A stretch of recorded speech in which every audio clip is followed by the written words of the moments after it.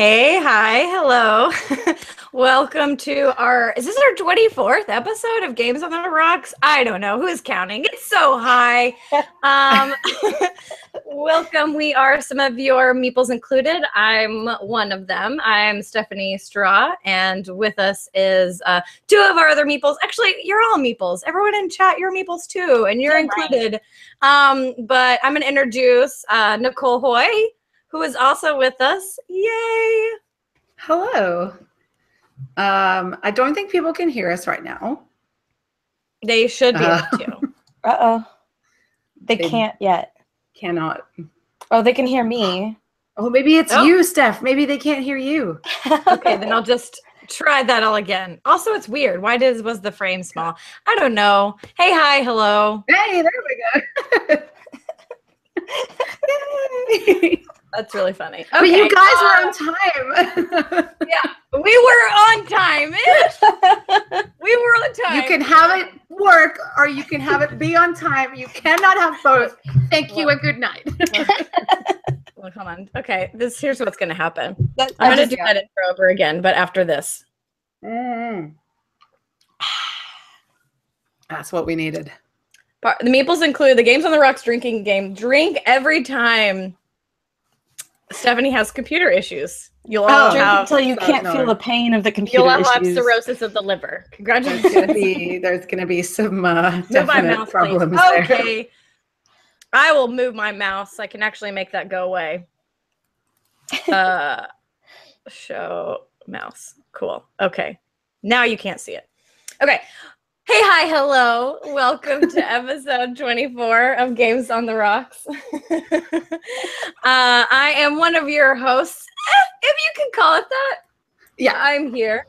I am one of the meeples included, and you are our meeples that are included also because we love you guys, chat. So thanks for joining us.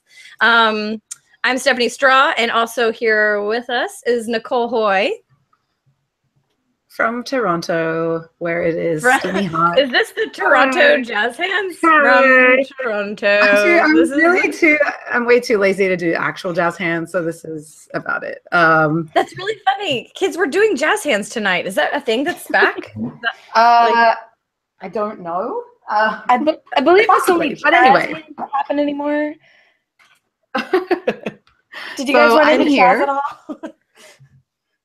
Did we want to what? I did. Yes, I never saw any Chaz hands though. I got a little Chaz hands. It was great. I missed out. Chaz hands? Like Chaz Marler? Like yeah. He hates it. Okay. It's lovely. I did not know that. I will noted for next time. Also, Marguerite Cottrell is with us. Maggie Blush. Hi there. Hi everybody. We're sort of on time. Yay. Joe Sando's correct. This show defines culture. Oh, yeah, because if you were going to look anywhere for a definition of culture, it would be right here. Yes. Jazz hands confirmed. Jazz hands are in. Welcome, chat. JD Bullock. Gritea. And Gizmo is here in spirit. Air Smith 7. Netters Plays. Whoa, Tabernacle. That's how I say it. Hello, Eden 73. Evan Polgino. Yeah, Evan. All the way from Seattle. Fosware. Point Salad, hello. So Daniel's I think we have an Ace as well. Yep. C dealing. Yep. Yep. Who else? I think that's it so far. And it's Joel. Hey, Joel. Good review. Aw. Well, hello. Yay. Wow, so many people. Yeah, what are you guys doing? It's Friday night. It's been a long week, and everybody needs to just, decompress with a little bit of Games on the Rocks, Yes, and you can decompress with this recipe here. I'm going to put that up. A little bit of ice cube noise here. Yeah, it's Friday, summertime up here. So let's down a nice refreshing gin fizz to celebrate the weekend. Put some gin in, some lemon or lime juice, some super fine sugar, some soda water, and a maraschino cherry for garnish, or really, any cherry. It doesn't matter. Basically put all that together, shake, strain, add some meeple cubes, and then join us for a drink. Ours does not look like that. I want to say. Oh, I mean, that picture. This is what mine looks like. It looks like water. Look, I have lime bits in mine. I will point that out. But Dr. Cynthia. Mine is super fancy because it comes in cans. So I both have a can of beer and a can of LaCroix. I like the mason jar though. Okay. Yes. That's what I use too. Mine is apricot and it's delicious. Oh, mine is just natural lime flavor. Can I just eat a can of maraschino cherries tonight? Daniel, if you eat a whole can of maraschino cherries, you have to do it to beat a good time. For extra life. It's gotta be for extra life. It's gotta be like a goal behind that. Yeah. You know how I know that we have the best chat? Because we have like 2 doctors. There's Dr. Hannah, that's usually in the chat, and then Dr. Cynthia. Man, we're credited. I had friends tell me that I should try and get a PhD so they could call me Dr. Nick. Hey, everybody. Hi, Dr. Nick. I like it. That's funny. I like it. I like it. Not, because it's a long time to get a PhD, and I would.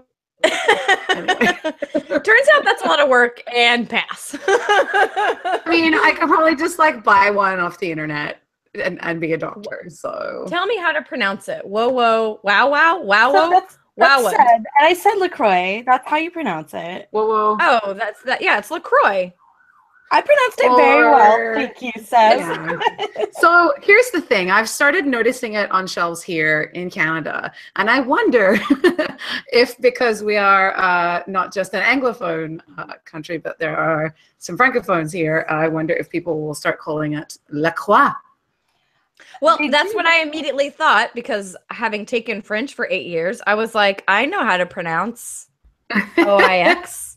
Yeah. And I don't. But LaCroix. However, it's a regional pronunciation. I learned this from the internet. No, but I thought the creator of it said it is LaCroix. It is LaCroix. It should rhyme with enjoy. Enjoy LaCroix. So, wow, Tabernacle. While your inner French is freaking. Sorry. It's okay. We're here for you. As I said, as a doctor, I say it's pronounced LaCroix. It's pronounced correctly. Awesome. That's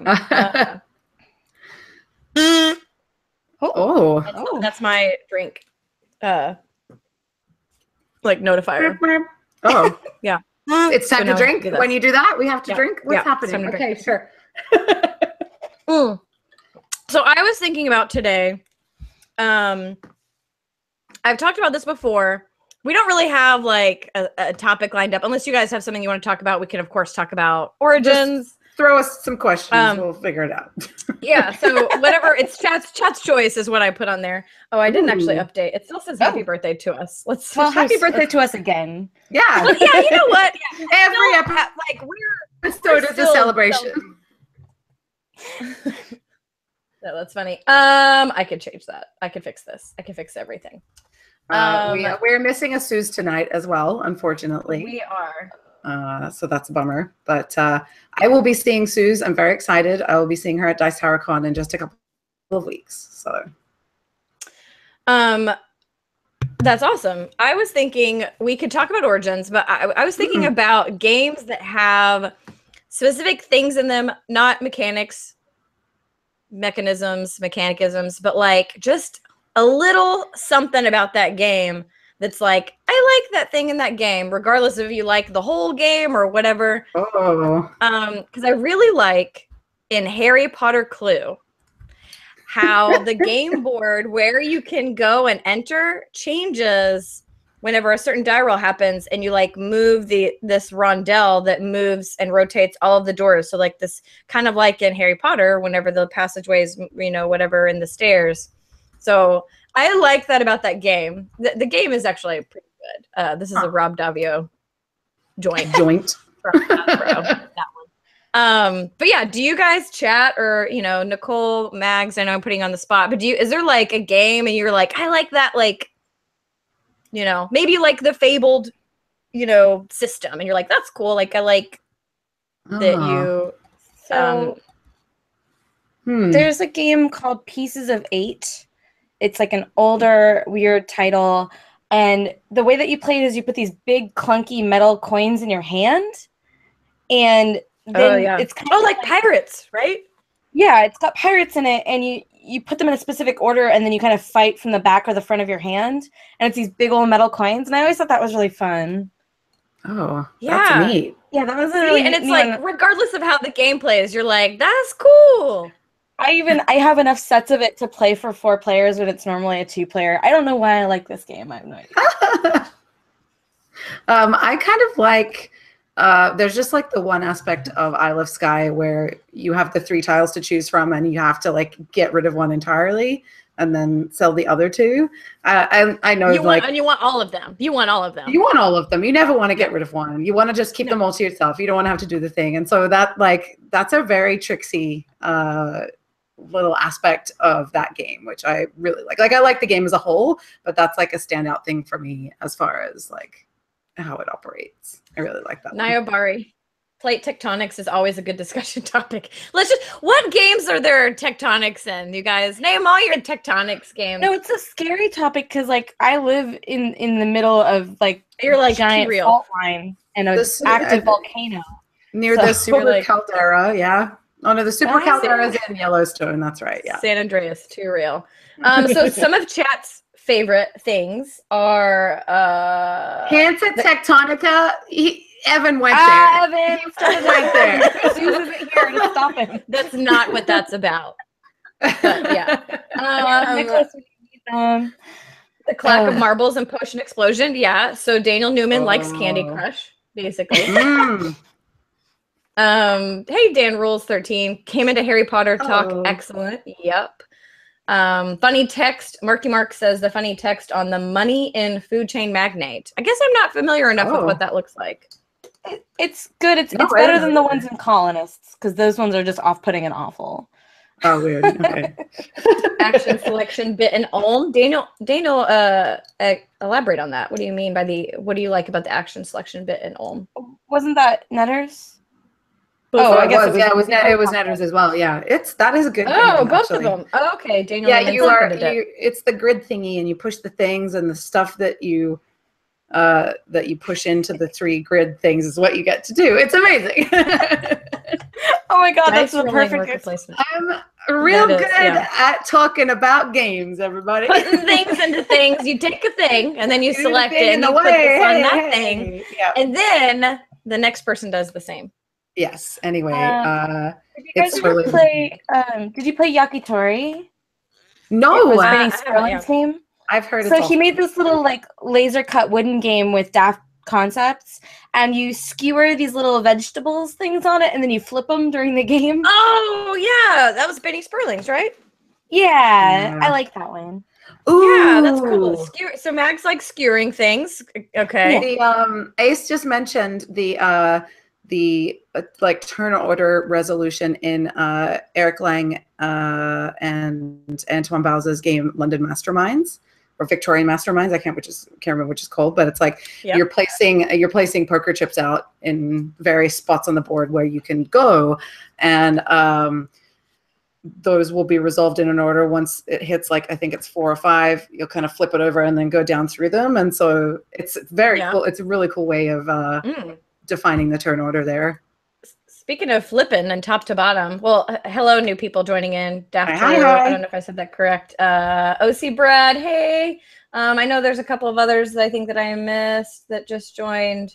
But hey, hello and welcome. We're just talking about things that we like about games, regardless of like how the game plays or if we like the game. Just like I like that thing in the game. Like if you like the camel up, if you like the spitting the dice out of pyramid, like pyramid, you know, if you like that or whatever. That's an example. That's not my pick. No, it's great, but it's just silly.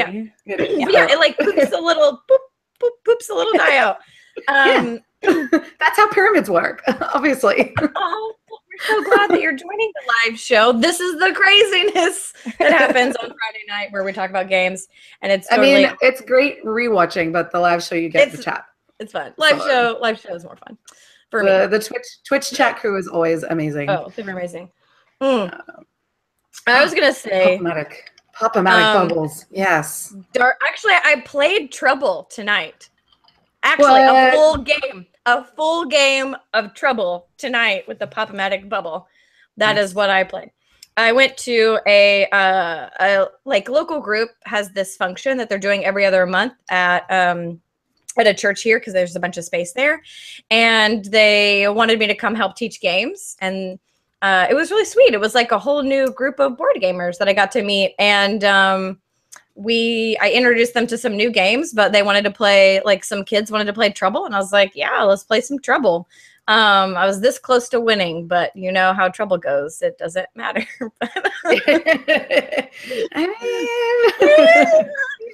But yeah, the Pop-O-Matic bubble, which is not trademarked anymore, right? You can put that in games if you want to, if you so choose. I think it still might be, but like really though, you could just roll the die. You could. It's not as fun. It's really better. It's probably better to roll the die. But I liked Dark Dealings is by Nevermore Games, and you draft these heroes, you draft traps and you draft heroes, and in the order that you draft them, the like reverse is what order that they'll go out, and only certain heroes can damage certain traps. So it's definitely a lot of memory, but you have to like remember, and you can't look at your cards. So the order that you use your cards, the power on the heroes to draft the traps. It's crazy. It's crazy. But it's a lot of like remembering what's top to bottom and where your stuff is and using things for other things. And I like that. Cool. That was a cool idea to put into a game is, hey, order matters. You don't just draft something and get to play it whenever you want. If you're drafting this now, know that goes in place 3. And you'll have to, use that in place 3. I've got one. You just reminded me of it. Did you guys play Karmica? It's like a card game from this last year. No, I'm familiar with it, but I never played it. Wait. It's beautiful. Like it's this gorgeous art and everything else. But in the game, when you play attack cards, you give other players an opportunity to put them into their deck. So if you do something mean, it's going to come back at you like karma. like literally always. like it can. They can deny it, but for serious, like if you do something stupid, people are going to get you. And I thought that was so fun. I like that. And I like that it's karma. Fosware says, I like the uncomfortable eye contact I need to make while shuffling a deck in Blood City. Yeah, this is the kind of shit that we're talking about right here. Like, oh my god, I hated that so much. It's so hard. I spilled my cards like 3 times the first time I played Flip City because I was trying not to look. I have a friend who, whenever we play Sushi Go, and he activates the chopsticks, he shouts Sushi Go as loud as possible. I think it says that in the rules. It's like, if you're going to use the chopsticks, go Sushi Go and blah, blah, blah. And so he just like shouts. I just always like make chopstick motions, this is not how you use chopsticks. It's like, this is not right. This is incorrect. No, I feel like, but it's dual. You could use it for fleet, for crabs, and Sushi Go for chopsticks. It's universal. It's universal. Hey, quick sidebar. I thought about this a lot last week, weirdly. When do you think that we will stop using the floppy disk for a save icon? I don't want to know. I do not want to know when that day comes. Because this is I know all those things are starting to fall away, and when the floppy disk goes, the CD like type icons will go, and I don't want to be there. What's going to be the new save? What are we going to replace? I feel like there's still like publications and stuff on the internet that use like the old style rotary phone icon for phones as well. And like floppy nobody knows what that is. Like cloud icon, but that's very specific. You're saving to the cloud. Yeah. That is. And then the arrow, this download, right? The arrow and the little line that's like download and then upload. Could be like a little tiny treasure chest with a key that locks it. Or like so Beth Hiley said a lifesaver. Like Like one off of a boat or not a candy? Or like I mean, either. I guess. Probably be more, you'd probably be able to tell like off a boat. So it'd be like a circle with like different like lines, like different color. Like, I don't know. I don't think or just floppy disk. We'll keep it. We'll floppy it. Let's never. Keep the floppy disk. Oh, I got another mechanism one, a component one. Did you guys ever play the gosh, it was one of the Space Catans had little rocket ships, and you would physically add components to it as you upgraded them. Oh. And then Planet Steam did something similar. Was that Star Wars Catan? It wasn't Star Wars Catan. It wasn't Starships of Catan. It was Starfarers of Catan. Yeah. Oh, like on the sea, but or Starship Catan. It was one of those, and then it also had like this. The same component was also kind of a die. Starship Catan. You would you would shake the rocket, and then you would put it face up, and whatever ball fell to the bottom was the color of the thing you were doing. Space Farers of Catan. Well, it would have been Starfarers. I believe it's Starfarers. I don't think it's Spacefarers. Okay, that sounds good. Hey, something good. Hi, Chris. Yeah. Hey, Indecision. And Daft True prefers to be called Daphne. Awesome. Well, I'll try to remember that. I try and call people by their username as long as it makes sense so that people know who we're talking to. So speaking of Catan, they're coming out with a campaign game. Did you see that at Origins? No, I did not see that. It's Catan Legends of the Sea Robbers, and it's a 4-game campaign that changes, like the board changes, and you go out to this island and discover cargo on the way to the island, and then help these islanders that are stranded there, and then you discover and explore this island.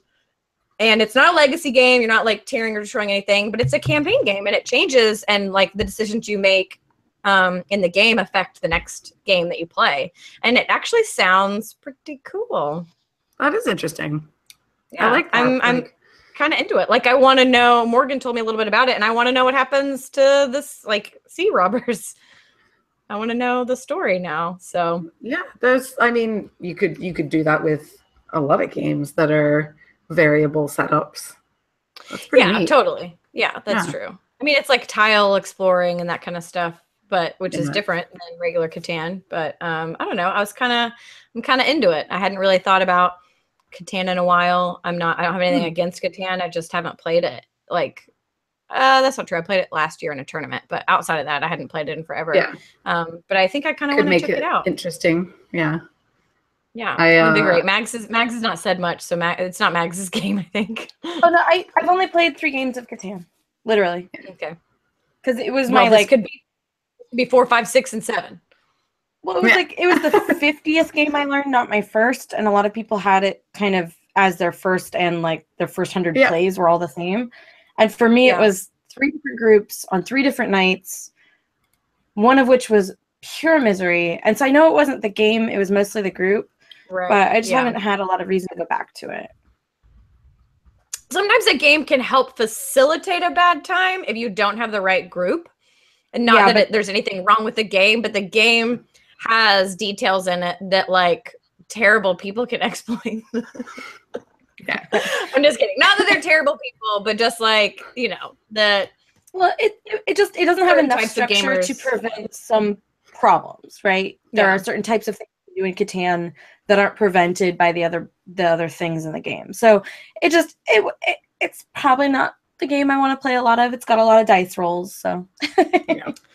So chat's talking about tearing up games. I would so press 1 if you're for tearing up stuff in legacy games, and 2 if you do not tear stuff up. And 3 if you go the step further where you laminate everything and prevent it from being destroyed. Oh wow. Well, gosh, I might be a 3. I don't know. Yeah, tear it up. Oh no. Yeah, get rid of it. All of it. You monsters, all of you. I love it. No, it's so good. It felt really weird the first time I sat down to do it with Pandemic Legacy, because I'd not played a legacy game before that. But it was thrilling to do. And now I'm excited every time. I'm oh cool, I get to put a sticker on a Nicole's thing. I want to rip it. Yeah. I'll send you my Pandemic Legacy cards that I still have to rip up if you want. Let me add it. Let me add it. The reason that I am uncomfortable about ripping up the stuff in games is because I'm like second guessing if I did it correctly. And if we have to go back, there's no going back. There's no going back. So that's why I saved them in Pandemic Legacy, which was the first, like, I didn't play Risk Legacy. So that was the first one I did. So I was, and just since then, I've been like, I don't have to rip them up. Yeah. I guess you don't have to rip them up, but like, whatever. It's totally satisfying, and I get that. I am just really unsure of myself and if I'm doing it correctly. Well, it's funny. Evan mentions that it'd be fun to take scissors to an exit game. I've only played one of them, and it does say, like, in the instructions, like, get your scissors, get your pens and pencils, and blah, blah, blah. But because I feel like that is something that could technically be replayed by somebody else if I lend it to them. Very easily. We just kind of worked around that without having to wreck it. And so I have a copy that I can lend to friends who might want to try it now. So I've played all three without tearing up a single thing. Nice. So it's possible. I am obviously it's easier if you chop it all up and whatever, but so much easier. I mean, we definitely had to photocopy some stuff or like really use your imagination, but it got harder and harder. The first one, Abandoned Cabin, was pretty easy. The second one, Secret Lab, was like, and then Pharaoh's Tomb, 100% had to photocopy. Oh, interesting. And use the noggin. Yeah. On some things. Yeah, we did Abandoned Cabin, and we just did some, little sketches and tracings and whatnot. So, I learned a lot about you tonight, chat, and how destructive. Chat loves to fuck shit up. Shit up. I love you, chat. So that's a thing that some people think is maybe like a fun thing to do in a game is destroy it or rip something up or change it permanently, right? Yeah. Whether the game is good or not. It has been a very cool thing to get to know as far as a weird thing for games. I don't know. Daff, you're totally chat. You count. You all count. Yeah, why wouldn't you count? Everyone counts. Y'all are chats. So for those just joining, we were talking about favorite things about games, regardless of if we like the game, the theme, something about, but just like one little thing about the game that you're like, I like that. And I'm glad that there's a game that has that. Oh, you know what? Repello is cool. The plungers. Yeah, so Repello, I'm going to get it out. I'm going to grab it. Hold on. I'm so excited.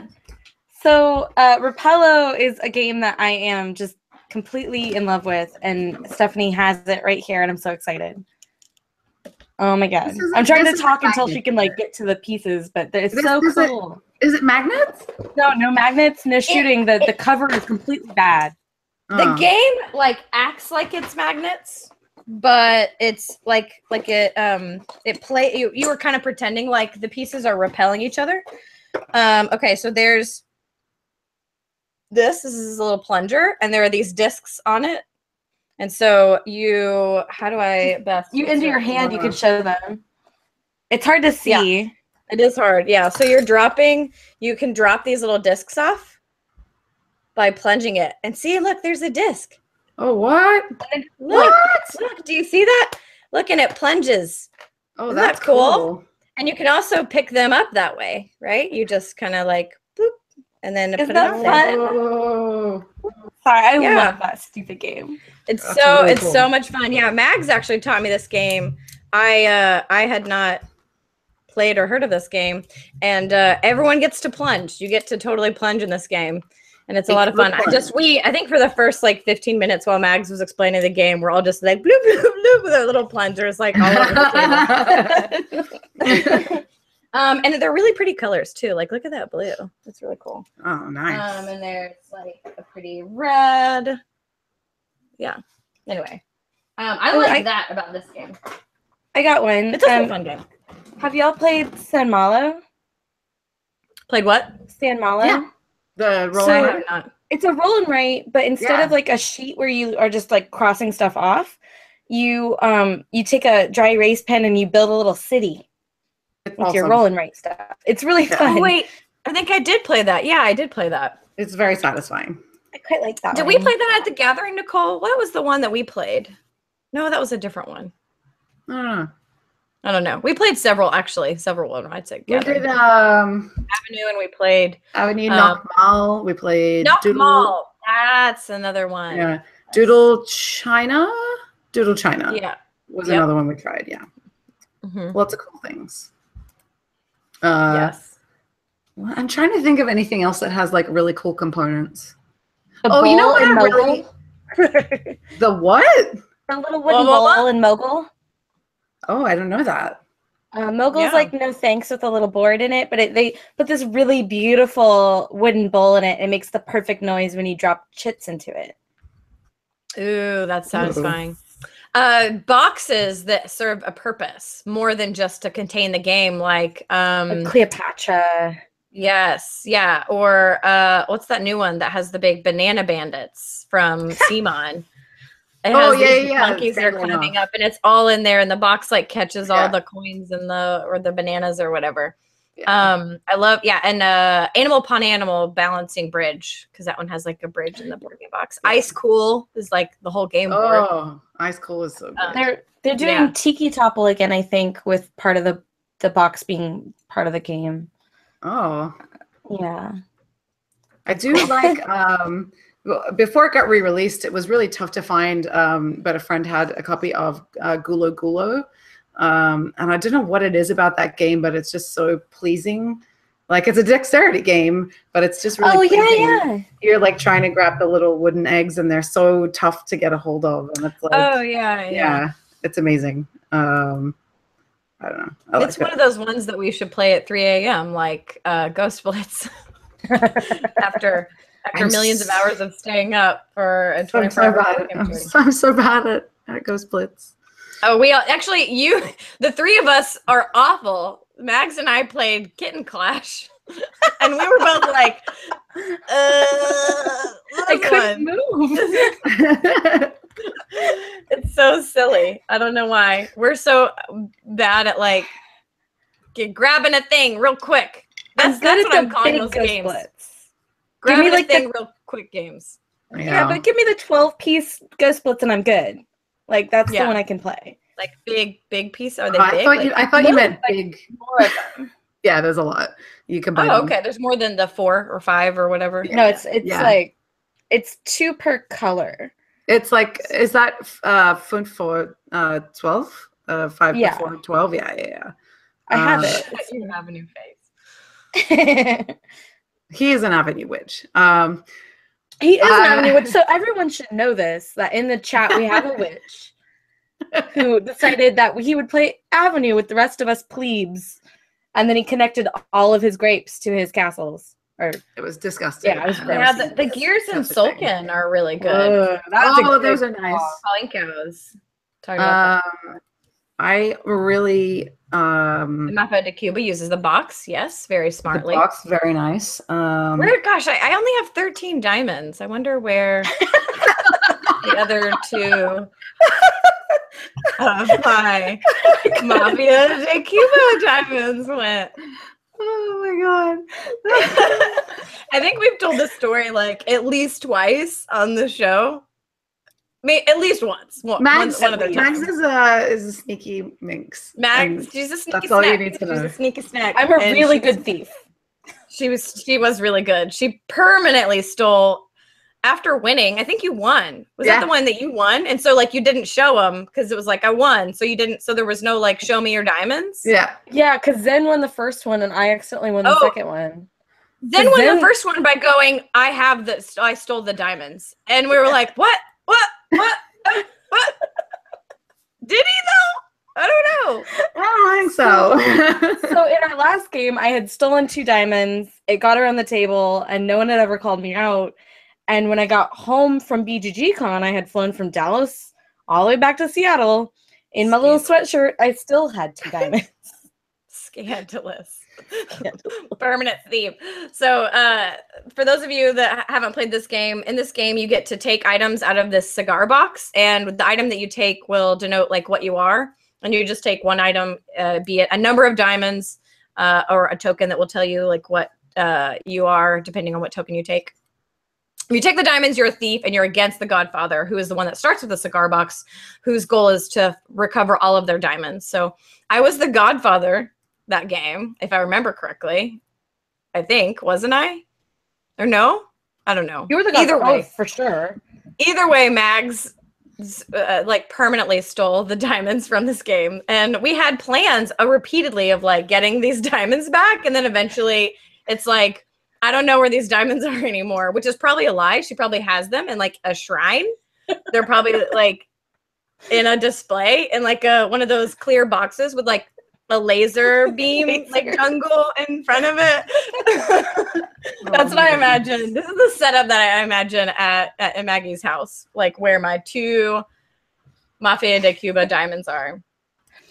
Oh my God. Speaking of hidden diamonds, that the wooden box game that everybody plays at BGG. Yes. That is like what is that game? Master Thief, right? So it's like this puzzle box thing where it turns like all the ways around, and you're like sneaking diamonds out, and things get flipped and switched. Yeah, you like opening out of hell for you.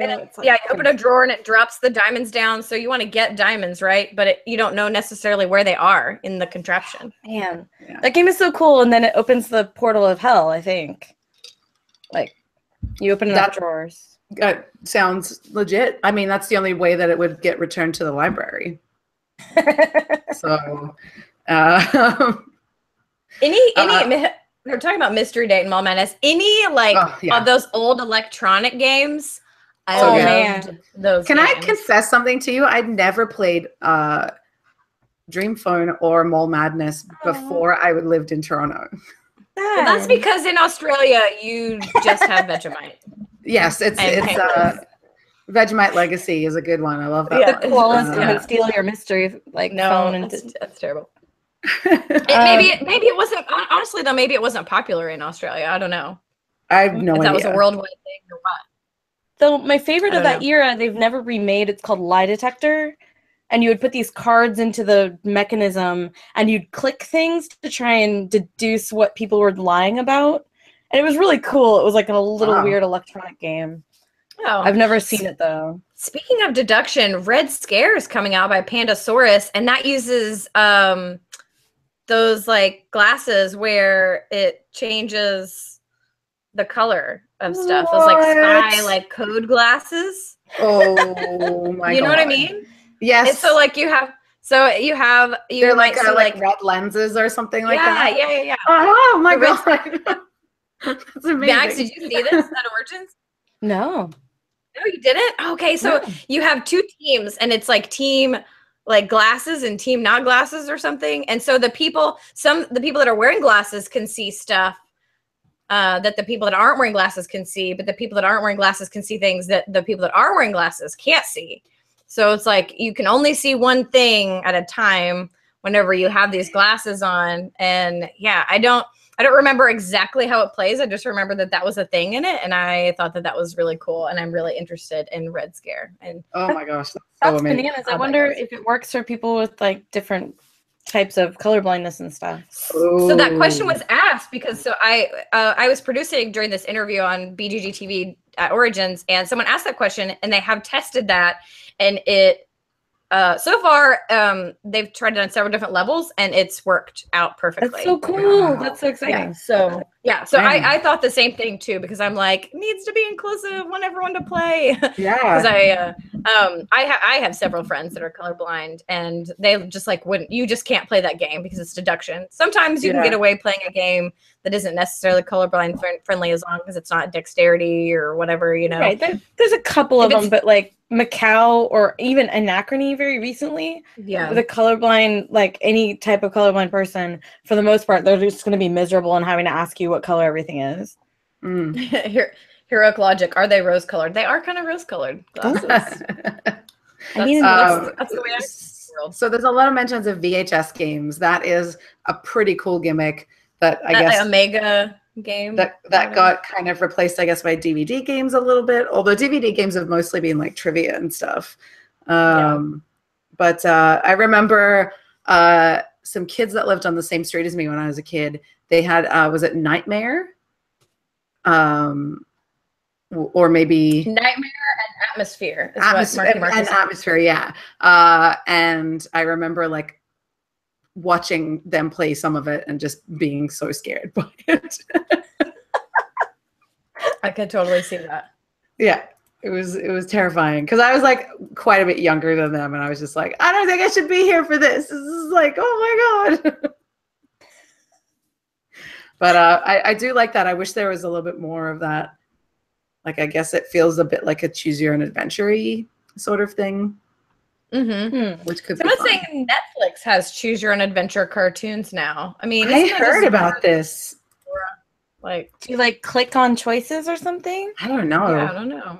Oh. It I sounds, am into it. Let's check it out. I as soon as I saw people tweeting about that today, I was like, well, I know what I'm doing with my Saturday. There's like Ticket to Ride. You could play. I have an Amazon Fire, and you could Ticket to Ride. You could play Ticket to Ride on there now. What? Neat. Yeah, and you can play and pass too, if you want. Which I don't know how that works because it's a giant TV. But I guess you just know what cards someone else has. I don't know. Oh, Joe says you use the remote. So okay. Oh, okay. Fair enough. They're still talking about floppy disks, and I appreciate that, chat. Oh, that was nice. Save icon forever. I still don't know what else it would be. I don't know. This drink is refreshing. I wish I had more. I am. I'm still going on my gin fizz here. It is definitely worthwhile for your summertime getting to know the gin fizz, friends. This will be your friend. If you're not having a Pim's cup, you need to be having a gin fizz. That's my tip. That was the most Britishy thing you could have said right there. Yeah.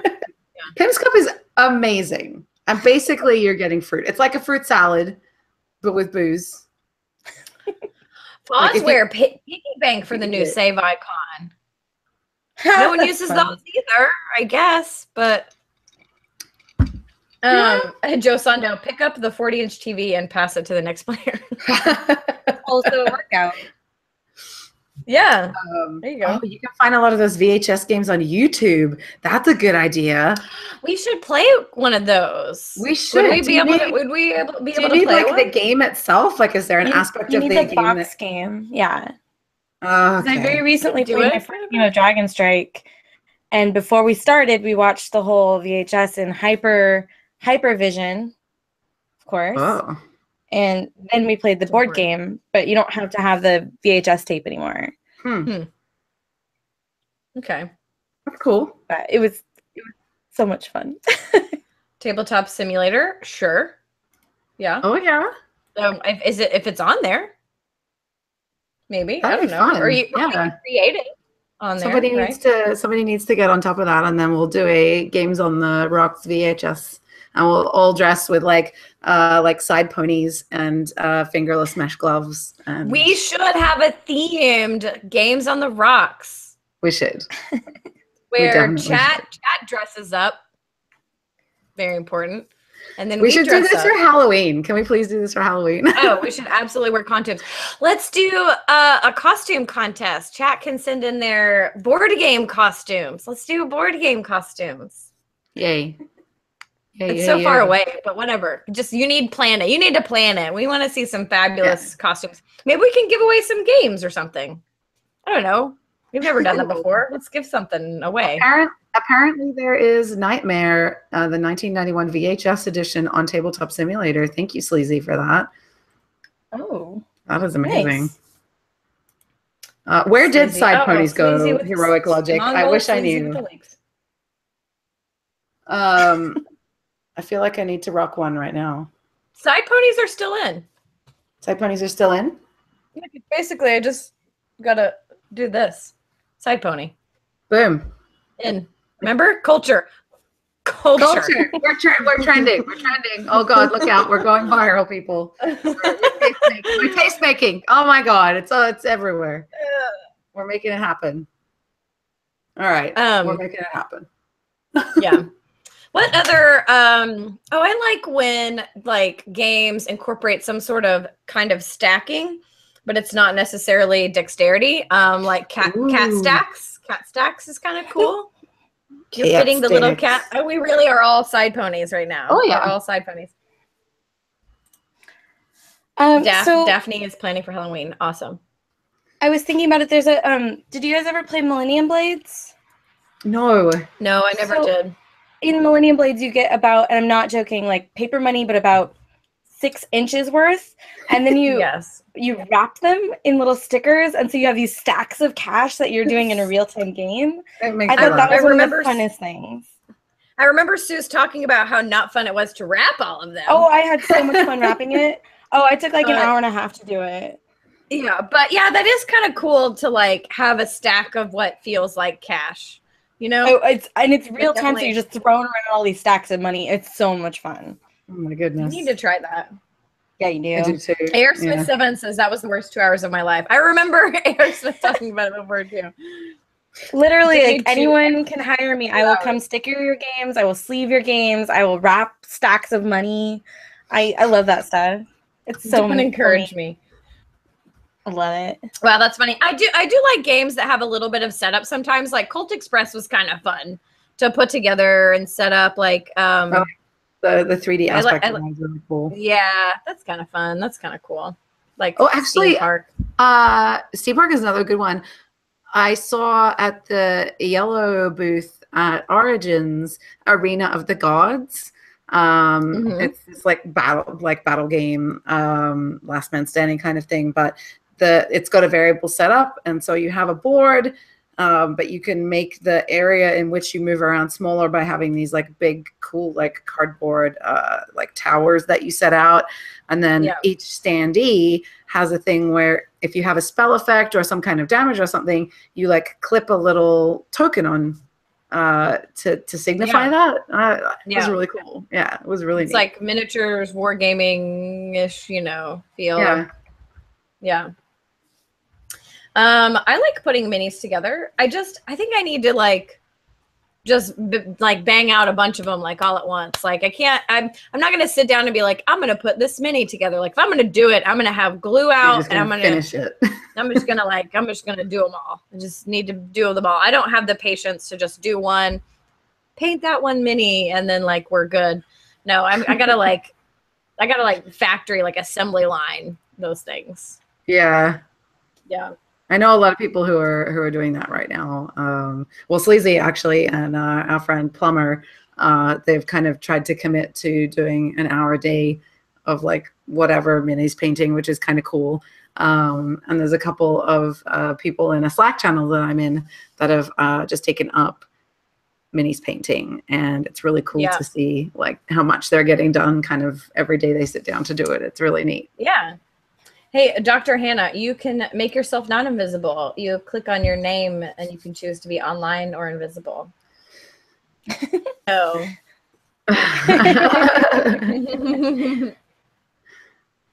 So does anybody else have cool stuff in games that makes it for you? I know Chris Rollins mentioned the cool stuff in Nitwit.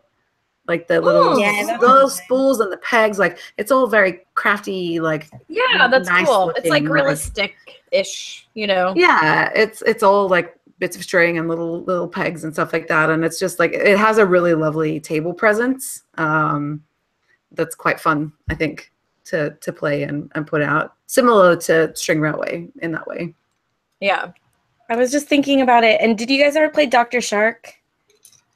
I did not. No, but I've heard about this. But that would be our third game, right? person with it's an old Antoine Bauza game where you're a secret agent and you're trying to like get clues by reaching into the bottom of the pool.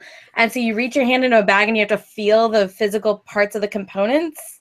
And it's like really to try and work out what it is. Yeah, it sounds so fun. Oh man. And it was very cool style too. It was a very different art style than normal.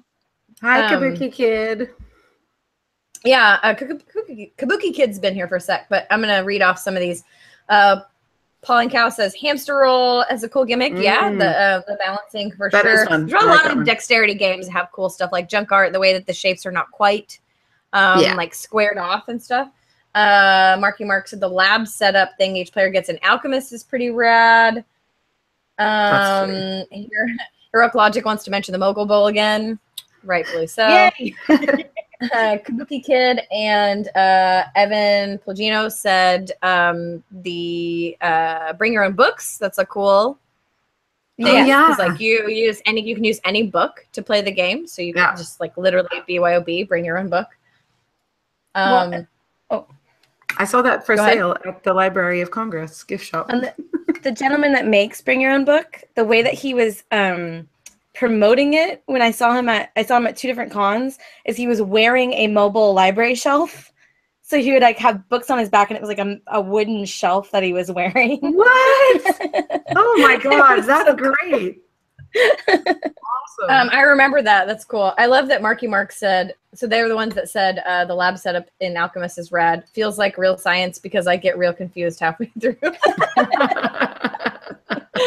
Like you're an actual alchemist. So real. Yeah. And what am I doing? Oh no. I poisoned a student. Now I feel sick also. Everything's fine. I also like when games have like recessed wells that fit things like Scoville with the peppers fitting in perfectly. And then Spirits of the Rice Patties, Scythe, like so many games are doing it. So cool. Yeah. What else? The Summit has cubes, a tracker, and then you move the cubes. Oh, the new Betrayal, the D&D one at Baldur's Gate. Guys, the things are fixed. The things with the characters with the notches. It's fixed. I felt it. It's real. I touched it. They're fixed. They're fixed. I'm so pumped. Good. It makes me so happy. Because man, those it's been a long time coming. Yeah. Bless Avalon Hill. Bless you. Yeah. Ooh, I got one. You. Did you guys play Heroes and Tricks yet? The Jonathan Gilmour one? No, I haven't. So it's sort of like a trick-taking game, sort of, where you put a card in the middle, like in this little box, and you pass the box around, and all people can see is one corner of it. Oh, it's so weird and cool. It was so neat. I like that. I love when people just play with different things like that, like your perspective and like Saikatsu, it matters where you're sitting, like your perspective at the player board is like what you're going for in your story. That's really cool. It's so pretty as well. Oh my gosh. It's gorgeous. Yeah, really proud of Matt and Isaac for that. Yeah. Like, really well done. Cool. And I played that in, I think, 3 different iterations. Wow. And I love it. I love abstract strategy though. Someone mentioned Sagrada. Yes. Those like the dice fitting in. In. I like that. The game trays or like other stuff that you can get for terraforming Mars. It doesn't come with the game, but you can get for the game. Very satisfying. Yeah. I love that these things exist though, because they make good gifts for people. Like if you know that someone loves terraforming Mars, get them that thing maybe. Yeah. Yeah, like Hegemonic had little like weirdly stacking pieces in it. Like all the bits that you had to build onto all of your stuff, they all stacked in a cool way. Oh yeah, things like fitting into things like on Black Fleet with the cubes fitting. Oh yeah, ships. And in Akrotiri, the little wooden ships you can put your little cubes on. Put them on there too. Also, very Tides of Infamy, you can put your cargo on your ships too. Cargo on ships seems to be a popular things fitting into things. If you're gonna have little ship models, though, don't waste that space. Don't waste that space. Do something for the meeples. Put something on there. Later, Daff. Thanks for joining. Thank you for being here. Thank you. Black Fleet, yes. Point Salad, seconds. Black Fleet. 10th anniversary edition of Container will have better resin ships. Yeah, the container ships were really neat. They were like, but they made this like, I don't know, for me personally, touching them made this really weird noise and I didn't like it. So A new material will be really, really nice for me. Okay. Interesting. Yeah, I literally couldn't play the game without it just bugging me. Wow. Yeah. Yeah, people are saying number 9. Number 9 is cool for one because when you put the game away in the box, everything has It's a so place neat. and then it's ready to play. Yeah, very Like, tidy. Super cool. I love when not every game you can do that, obviously, but I love whenever a game like can fit like that and make setup and play really easy. You just like pull them out, stuff like that. I love all the little workers you set out when you play Arkwright, and you set up like the 80 workers in the market first. Dude, you're like, hold on, let me set up this game. 80 workers. Yeah.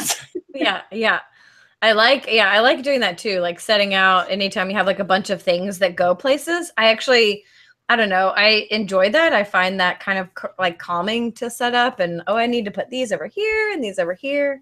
I kind of like doing that. Like whenever like old school Mansions of Madness, like back in the day. Oh, before the digital app. Setting up the little traps under things. That was so fun. Yeah. OG Mansions of Madness. It was like not that long ago. Whatever. Oh, a big reason I backed Laser Riders was the amount of joy the VHS collection packaging brought. Bosware. Yes. I interviewed Mara and Chris about that game this past weekend, which I actually played that in prototype form too. Very cool, the thought that they put into the theme of making it look super 80s. Like each character that you could play Laser Riders is its own VHS tape that fits into a set, which is the way that the game. I mean, they could have just put that into a box, you guys. Yeah. They could have just put the pieces into a box, but they went through the trouble to do that, and I think that's really cool. I like when people do that. It brings like a little bit of extra joy. It's the set dressing. It's really nice. Yeah. Yeah. It makes you want to say Laser Riders like every time. Man. Oh yeah, those book ones, they look good. All those yellow. Oh, the book ones. Mm-hmm. Like any of the Aaliyah ones, the Biblios ones, like I just love it when my games look like a book. I don't It is. I wish that it's was more of a thing. I don't feel like I have anything else that's like super weird. Really? There are we haven't even mentioned Mystic Veil. I have like a million of these. The card crafting. Yeah, card crafting. Yeah. I have two in my head that are games that are being made that aren't made yet. And I want to talk about the mechanics, but I don't think I can. And like someone might steal them or something. I don't know. But they're like really cool ideas that have never been done before. And I'm super excited. And that's like terrible for me doing that. This was just Steph trying to tease us. I just made it up. It's not really real. No, there are two really cool things that Rob Davio's working on. I mean, he's working on I know one of them. Okay. But yeah, there's like cool like thingies. I don't know. Cool little like things about the game. I don't know. I wanna. Games. Old and new. There's an older game called Chronos that was really cool it's area control where you like build a building and then it's 3 different time periods. So if I build it early, you see it later and then you see its ruins in the latest. Oh, that was one of the cool ones. Chronos is really cool. Any game that like kind of tells a story. So Kemet, Giants, Cyclades, anything Matago. Yeah. Let's design another alpaca game. I'm for it. Please. Yay! Please do. Alpaca. Oh, it's so much fun. Oh, so that's another one. Walk the Dog. Is that the name of that game with the dogs sniffing the butts of the other dogs? Walk the Dog. Oh, doggos. Nicole hates doggos, so I don't know if she wants to talk about it. Why do we have to talk about dog games, you guys? Come on. I played another dog figure. It's little dog figures, and you're trying to put them in a row. So Nicole's overwhelmed. You guys, it's dogs. And it's literally insert 5 minutes of just barking. Like here. If I had that kind of editing power. There's doggos, there's puppers, there's good boys, like they're all there. But they're little figurines and they're so cute. It's the best. I played another doggo game at the gathering actually, and it was literally sniffing butts. It was sniffing butts and licking, and I'm trying to find the name of it because I can't remember it because I played it at like 2 a.m. I remember Henning talking about it. So Friedemann was obsessed with it, which is why I ended up playing. He was the one that brought it up, and I heard like part of the conversation, and then I just heard like butt sniffing, and I was like, yeah, and licking. Puppy love is what it's called. Puppy love. I was just Googling it. I'm just like, I don't. It's I think it's Foxmind. Yeah, it's Foxmind. So you're moving like little dog figurines around this park board, and there's a hydrant in the middle, and so you can whiz on the hydrant. You can go nose to nose with other dogs and lick them, or you can go like nose to butt and sniff them. That's a handshake. And you do all of those things to get points, and whoever has the most doggo points wins. So I played that at like 2 a.m. with Friedemann and Rob, and I was like, okay, cool, that was a thing. Now I have to go to bed because I'm clearly out of my mind. Yeah. Did you ever play Lucky Sock Dip? What is that, Mags? It's a Hobbit game. So basically, we could have done this entire episode just about Hobbit games. True. Yeah. Putting a bunch of feathers in your hand and blowing them onto a board, or putting yourself into Monster Laundry, where you like clip each other into a clothesline and you like try and put things on it. Lucky Sock Dip is their sock game. It's not a sock game. It's their sock game. I see what you're saying. Sock game. But yeah, anything Haba is gonna have some sort of interesting component to it. That's just how they roll. Like Rhino Hero Super Battle, for instance. Dino Expedition, where you have like little blocks, you have to expose a dinosaur. What? How have I never played this? Expose? Like, are they dinosaurs in like trench coats, and they're like, hey. Dinosaurs didn't have feathers, they had trench coats, guys. Hey. They are apparently like the fawns too. I don't know why. I've got a bone for you, ladies. Not 2 a.m. It is all only sound like naughty college games. They could be. A Hobbit game can either be for completely age appropriate for children, and then it also can be like nasty and for adults. When did Nicholas some stuff in between? Here? What's that? Nicholas came in a while ago. They just Nico. Oh, Mob Alert. Hi. We needed them for some puns earlier. There were needed. We did. Well, catch up, Mob Alert. Go. Yeah. Chop. Oh, I just thought of one. Did you guys ever? So we're not talking gameplay. We're just talking things. Did you ever play Ninja Dice? No. I'm familiar with it, but no, I never played. You roll the dice, and their actual physical presence determined your actions. It was pretty neat. Oh, that's cool. Oh, like there was that directionality and like where they are on the field. Yeah. I like that. There was that magnet game too. Remember that with the hearts and the magnets? Jishaku? No, okay. There's one called Jishaku that like has a egg carton crate thing that you kind of shove magnets into, but that was another. It's called like Attraction. Hearts of Attraction. Yeah, there was. Yes, it's an R&R game, and it's amazing. I love it. Yeah, it's pretty cute. I've actually never played it. I've only seen it. But it's one of those games where you see, so fun, and you're like, "That's cool. I want to." You guys that just joined might be wondering why we're all wearing side ponytails. It's because we're tastemakers, and this is where the culture comes to live. We also expect every single person in the chat to be wearing one. Yeah, I hope. What was the name of the doggo butt sniffing game? Dan Rules 13. There were two ish, kind of. Just walk the dog, and then puppy love. Puppy love. Technically, only puppy love is like actual dog sniffing, and walk the dog is like a line of dogs, but they are. I'd like to think they're sniffing. They are nose to butt. So. Nose to butt. nose to butt. Oh yeah, nose to butt. My goodness gracious. I'm hair just is trying too to think short of for this other things. ponytail. Well, with that attitude, your hair is too short for the side ponytail. Also delightful as far as like things in games that pleases me is components that look like they're edible. So the little camels in Through the Desert, they look like little marshmallows.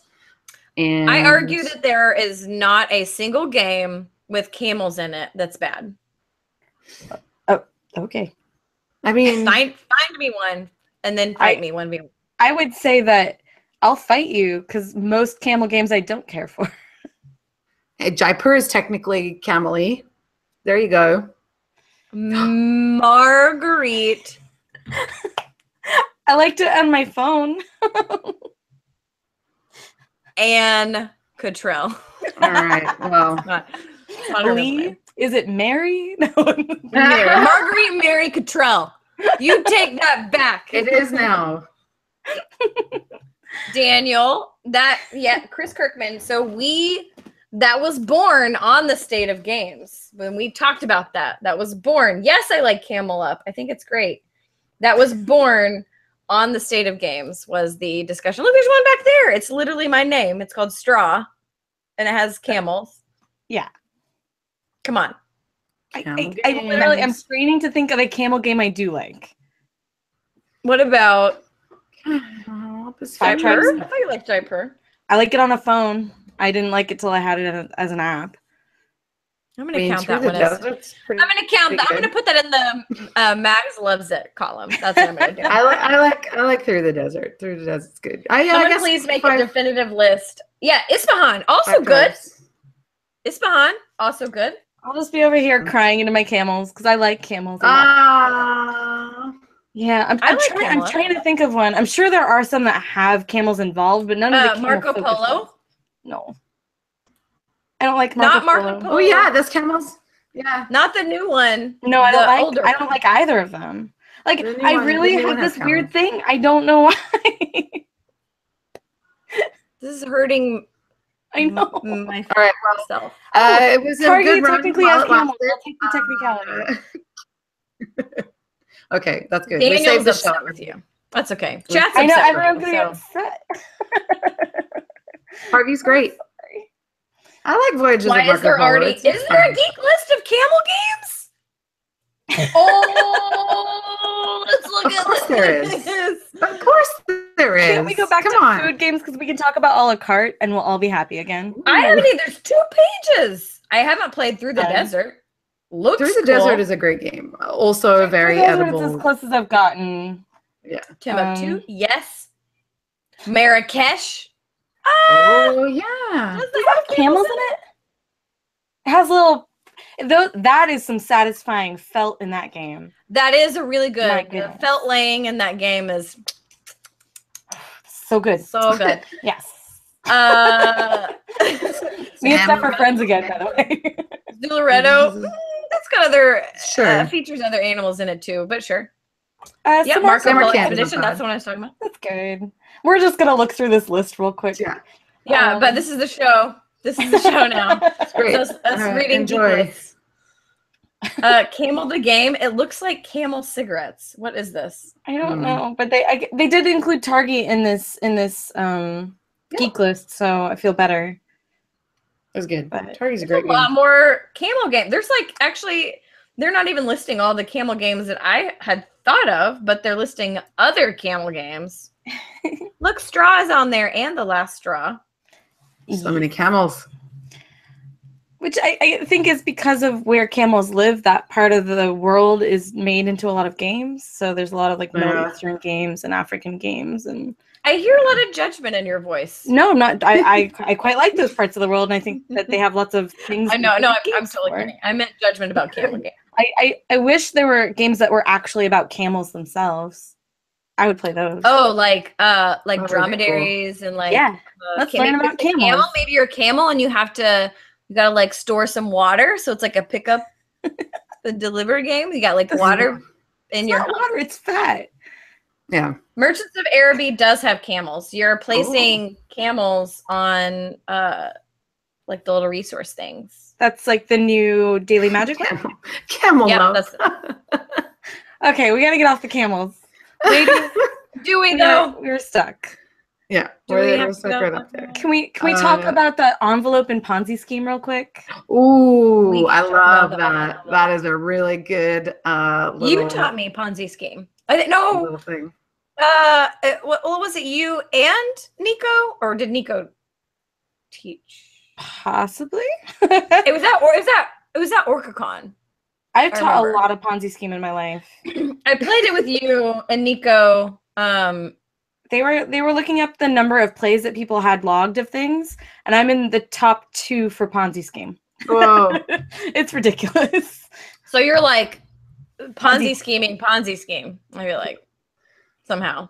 I need to play more Ponzi scheme. All right, I'm I adding do that too. to that's going on my Dice Tower Con list. I did too. It's Yeah, gonna happen. Nico got me one from Essen, and so I don't have the TMG copy. I have the other one. What does the TMG copy have that the original doesn't? Oh no, it doesn't have the wonky wooden block that you put your money into. Yeah, that's stupid. You lose your wooden block thingy. That's fine. I want my wooden block. I'm acceptable. I paid for that find wood. acceptable. I paid money for that wood. I want it. Yeah, but that's really cool. I like how you have a little envelope that you put your secret money in. That's pretty cool. It is awesome. I love that little envelope and the stupid pen that you pass around as first player that you can stab the loans with. A stupid pen. So thematic. She doesn't mean it. She doesn't mean it. No, in that good way, it's a stupid pen.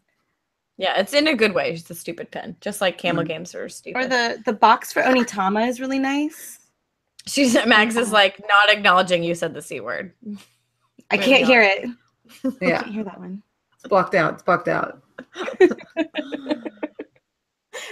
That's a different C word than I was thinking, though. Oh no. Oh, no.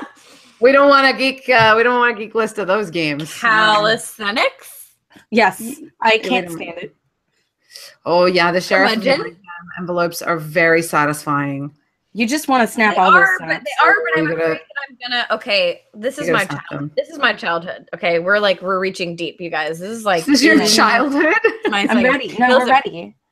So my stepdad, like, I love to do. I am like the poster child for fidget cubes and things like that because I love to do actions over and over again. Like I have this lock, like I want to like do this like over and over again, but never whenever it's gonna annoy people. But so I would love to just snap and unsnap those things like all day long. But my stepdad like ingrained in me that you're going to wear things out, which you are. And so you can't repeatedly do those things that you like to do over and over and over again. So I want to snap them, but every time I do, I think that's one more snap closer to this bag breaking. And so I actually, I know it's bad. Like this is serious. This is psychological. This is not good. But so I want to like snap those bags because it's fun, but I'm like, I'm ruining this bag. I'm gonna make you some. Did I just like- ruin that for people? I don't know. What it is. No, I'm gonna make you some personal snapping bags. I do. I want. I'm gonna do it. I got the things like I made those felt trays for ages. I'm just gonna make you a little snappy bag. I need some felt trays. I actually don't have any of those. I will make you some felt trays, and I will bring them to whenever I see you And I'll next. snap them. And I will snap them. Oh, one of The the gallerist easels. Completely irrelevant to the game. Completely irrelevant. But amazing. Fun fact in PC Chris, those gallerist easels are the same easels from Pastiche. Yep. They use the same darn ones. Yep. Is that okay? Like, is that bad?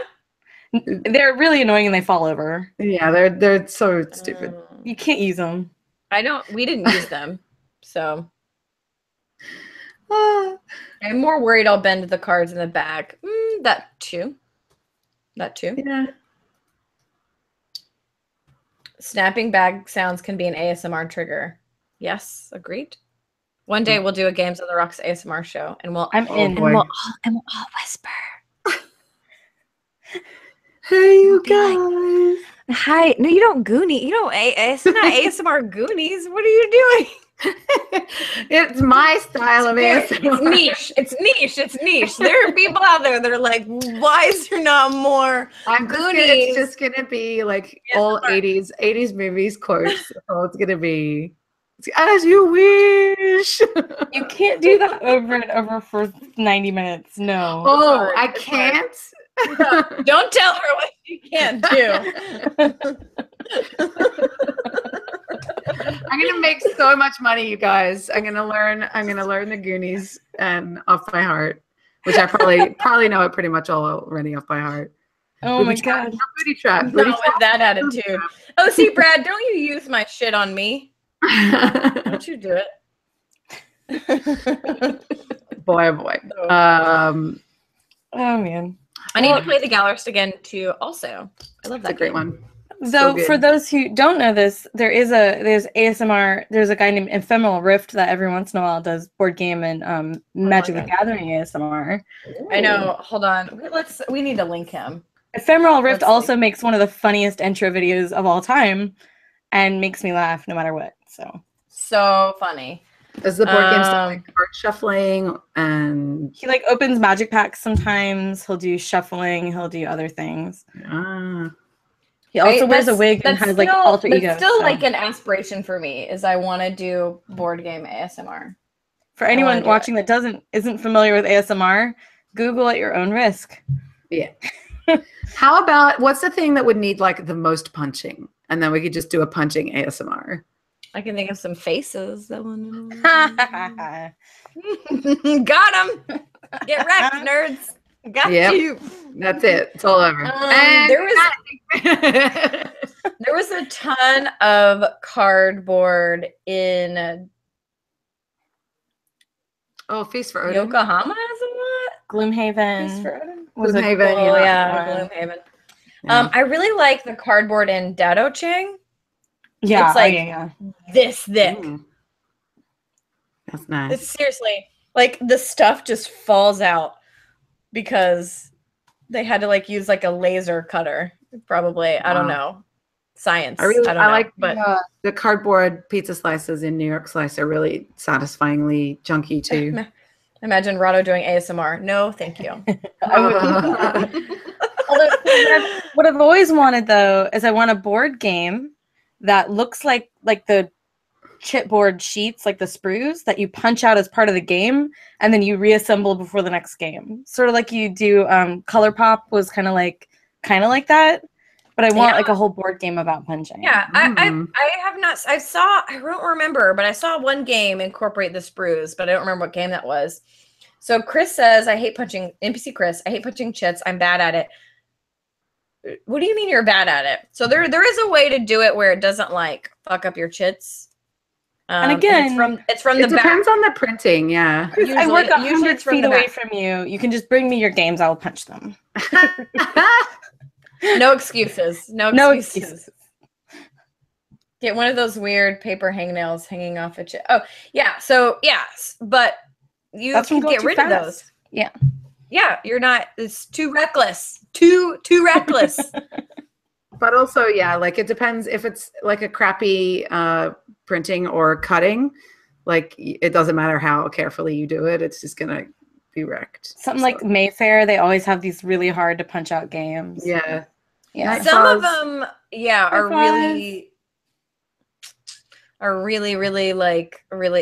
they're on there and they're like connected by 4 points. And I'm like, do we need, like, you could have we didn't need that really. Yeah.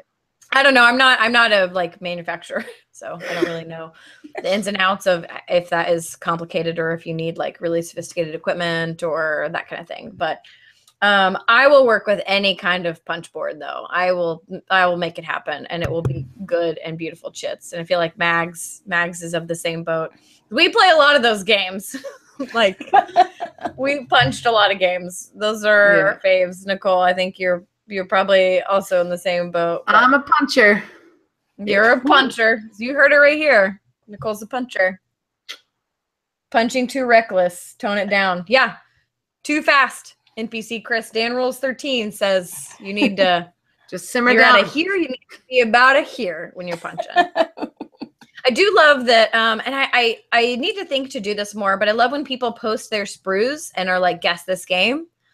That's pretty fun. Yeah, I think that's pretty fun. It's hard to like guess whatever, like on Twitter and Facebook, because you can just like literally see everybody's answer. But I think that's kind of fun to guess the sprues. That's pretty cool. Oh yeah, Maggie, you were the first person that I think talked about the new Raw board. I think on the show when you were talking about how excited you were about the new version and how much better it looked, right? Well, and so I liked the original version. Like, it has a lot of good things about it. It had these beautiful tiles and stuff, but the new one, people were wondering why the cost was so high and everything. But they did this like crazy textured board thing, and the art was really beautiful. Pretty. Yeah. Like, the board is so unique and weird. Like, you can't see it very well until you touch it. It's really neat. But I mean, they needed to do that, right? Like, I feel like when you're second printing something, like, why not go all out? You know, like give people a reason to buy it. Not give people a reason to buy it if they already own it, but like, you're doing the second printing, like, do some stuff. Do like, you know, the game is good. Like, do some cool stuff with it, you know, improve it, improve the rule book for sure. I think that most people do that, but, you know, make it better packaging. Like, you probably learned a lot from production, like that you could do it this way and save money. And so add in some extra stuff here. I think if you're second printing something, like, you can't just be like, well, we updated the rules, done, you know, like, there needs to be something else, you know. It's a second printing. Like, you gotta beef it up somehow. Yeah, I think you have to do a service to it, and like, especially a game like Raw, which was so admired and like such a big thing. I think you have to do something cool and different about it if you're gonna re-release it. I do too. I think so too. It does that license plate. What? License plate, love to punch. That's fun. That's L to P noob. Oh wait, that's different. Let's learn to play. Not love to punch. Same but different. Same but different. Same. We are nearing the technical end of our show. So I don't know what you're feeling. We have still a lot of people. If you want to like hang out for a bit, I don't know what Nicole and Mag's schedule are. We can just wrap this up. Sleep is my schedule. Do you have any questions? We kind of went on our own little tangent for the night, and we forgot to ask questions. We did. Oh yeah, questions. Yeah, remember when I was like, chat's choice, JK. We'll talk about whatever we want to talk about. We make our own rules here at Games on the Rocks, Inc. If you will. That's us. Meeps Inc. Meeps Incorporated. There has been 0 Gidget appearances. Oh, you were waiting for a Gidget appearance? Okay, well, talk amongst yourselves. Talk amongst yourselves. Go find a Gidget. That made a lot of sense asking that, because I hadn't even thought about it. But you're right. There has been a lack of Gidget. There's been no Gidget, no Jake barks. I don't have any pets, people. I have to. Jake is here. He's just being real quiet. I don't know what's going on. So weird. Is he being grumpy? maybe it's just a bit late for him. I don't know. He had a good favorite Origins find. That's a good question. Do you have a favorite from Origins? I mean, I picked up a copy of Hanamakoji, which I'm like super stoked about. So I brought my personal copy. I learned it at the con. It's so good. Hanamakoji rocks. Oh, Gidgy. No. Here. Get it. Baby. Oh, yeah. Yep. So I was pretty excited to find that. What else? I would pay a lot of money for a Gidget and Gizmo show. Yes. Gidget, come here. I would say, so of the games I tried at the con that were not brought from home, Sidereal Confluence is definitely top of the list. That game's nuts. It looks nuts. Yeah. It's nuts. It is the kind of nuts that you just don't even get over. Like, I'm still reeling. How cute is that? Oh, little Bubba. So cute. So cute. Oh, so Gidget. So the sweet. best. Cashmere's here too. Oh, this is what the people want. There you go, Cashmere. It's really all about. Yeah, she's kittens. more shy though. You know, she doesn't like to be Adorable. on camera quite as much. But let's see if we can bring her on. What else? What else? What about games with? I liked Unearth. Oh, Unearth looked really cool. I wish I had gotten to try that. To be honest, I think the gameplay might not be great, but it was fun. I had a good time. Yeah, I've pre-ordered it because it looks great, but whatever. It looks like Monument Valley. Well, that was the whole point, right? I think it's going to be one of those games that looks gorgeous and maybe gameplay isn't. Yeah, it's good enough. It's solid. Yeah, we'll see. Word Slam was loads of fun. The little bits and pieces that I dropped in on at Nerd Night. So much stress. The what? Yeah, it's amazing. Word Slam. Word Slam. Although, Word Slam, of all the humans that can understand what I'm trying to clue in, Stephanie Straw comes over and just knocks it out of the park. Yeah. Yeah, I was like, ravioli. Duh. I was like, dumpling. And then that wasn't it. And then it was like hot food. Soft container. And I was like, ravioli. Yeah, duh. Amazing. And then Chris was like, and BC Chris was on the other team, and he was like, it was so mad. Oh, it was Seattle versus Seattle, and I totally got that one. It was great. Amazing. Because I think if any of you ladies are given the clues for Word Slam, like I'm in your brains. Like we're connected for life. It was hard. Like, ultimate Word Slam pros, probably. I tried Kerala. That was okay. The Teams and Cosmos game. Oh, or is it Kerala or Kerala? I've been saying Kerala, but I don't actually know the correct. So it's Jesus, who was working at the con, so Jesus was in the booth. He's like, he knows. Kerala. Okay. I think W. Eric Martin pronounced it Kerala when we did a preview like a long time ago. I believe he's a professional. He should know better. Honestly, he gets a lot of stuff via text. So right. I mean, how is he gonna know? I just know that like it was a very big point right before we started playing. He's like, well, first off, it's Kerala. First point of order, Maggie Bot, Kerala. Okay. Yeah, exactly. First point of order. Second point of order. Here are these awesome elephant nipples. And there were lots of gold foil. And I killed that game. I kicked its butt. So you killed it. Well, it's dead now, and nobody can. Crushing it. Crushing it. So yeah, Word Slam is a ton of fun. Love it. It's interesting the evolution of that game though. Once you've played it, it's a different game every time you play it because you get to know the words especially if you're the clue giver or whatever. I don't know if it's clue giver, but maybe the word slammer. I don't know. That's what I've been calling it. If you're the word slammer, you get to know the words. And so you're really just going, I know exactly what I want to say, but where are those words? And you're really just going, find the words. So it's like a different game than like, what of these words that are available to me can I use to describe this thing? Yeah. But I think you need to put like experiences again as word slammers. Like first time word slammers need to be against first time word slammers. Yeah, I played a round where I was the word slammer and I was playing against someone who had played it a lot at Nerd Night. I think it might have been W. Eric Martin. And I just couldn't keep up. Oh, at Nerd Night? Scott Alden. We played all of BGG, Team BGG. Yeah. So they're all like in the know. We played it at Bar on 2 another night, and I was just like, I don't know what any of the words are or if the word I'm looking for is even in here. And then all of a sudden they've guessed it. I'm like, oh, no. Yeah. But it's good. It's good fun. I really had fun with that. So Heroic Logic, this is a kazoo. Oh, I don't have a drink. I can't do the drink. It's my Wait. party kazoo. Yep. We're all supposed to sip when I do it. You too, chat. Hashtag blessed. I actually have my hashtag blessed cup here too. Hashtag blessed.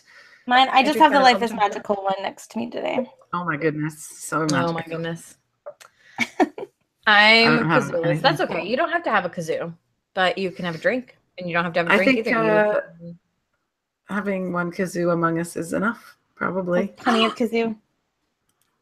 Nicole, what are you saying? I'm saying one kazoo is exactly the amount of kazoos we should Are you have. saying you don't care for this right now? Like, listen how it is. It's super cool. That's one kazoo. It's fine. Yeah. That's what I'm saying.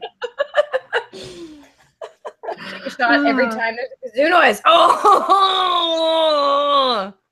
All right. Well, geez. It was, good. So good episode, everyone. Good episode. Yeah. Yeah, that's it. That's all for our show. Ever. Ever again. There should be a board game with a kazoo in it. A board game with noises. Ooh. Mortimer Imarosa has like the awesome cube tower. This is true. Then the noise matters? Yeah, no, so what you do is you drop cubes into a tower and you're trying to figure out where they dropped and you try and uncover them.